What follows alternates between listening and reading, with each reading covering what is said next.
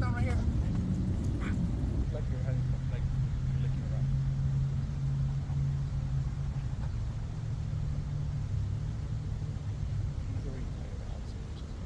All right, here's the actual final product. If you guys can see now, on the chair itself, there's actually two spots for either your drinks, your phone too. So that's a great thing that on this thing. Now to put it together, you're gonna have to fold it, hug it together, tilt it to the bottom, and you're gonna have to wrestle the strings to tie each other up, right? So let's do that. Now once we got it tied, there's a Velcro right here. Just tie it down.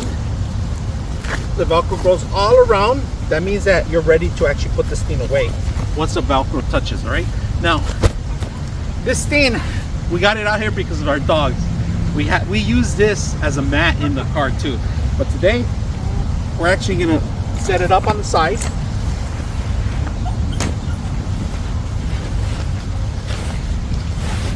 On the corner, close it up. There's one right here. One snaps.